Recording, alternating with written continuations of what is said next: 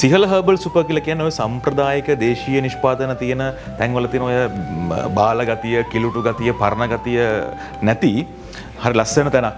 බලන්න මේ දේවල් ටික මොනවද කියලා මට තියෙනවා මෙතන පෙන්වන්න ඔබට දෙයක්. තල් කෝලා. එතකොට ගරක් කෝලා. මේකේ තියෙන්නේ ගොරකා.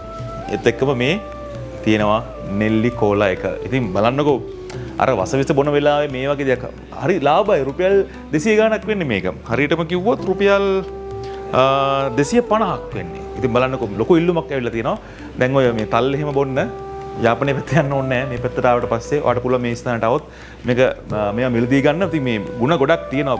දැන් මේ ප්‍රතිශක්තිකරණය වර්ධනය කරන එක, එතකොට දියවැඩියාව, මේදය හරණ එක, අම්ලපිත්ත රෝගයට මෙන්න මේ වගේ ಗುಣ රාශියක් මේ නිෂ්පාදනවල තියෙනවා. ඉතින් මේවා අර පිටරට අය විතරක් මේවයි ප්‍රයෝජන ගන්නවා කියන අපරාධයක්.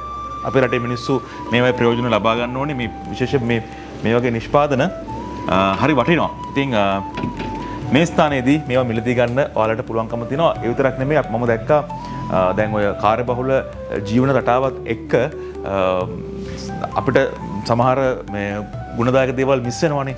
අද මෙතන තියෙන බලන්නකෝ කැරට් වල ගුණය අපිට ලබා ගන්න පුළුවන් කැප්සූල් එකක්. එතකොට ගස් ලැබු වල ගුණය ලබා ගන්න පුළුවන්. එතකොට යකිනාරන් වල ගුණය ලබා ගන්න පුළුවන්. ඉතින් යකල සිහල හර්බල් සුපර් එකට ඔබ අනිවාර්යයෙන්ම ඇවිල්ලා බලන්න ඕනේ.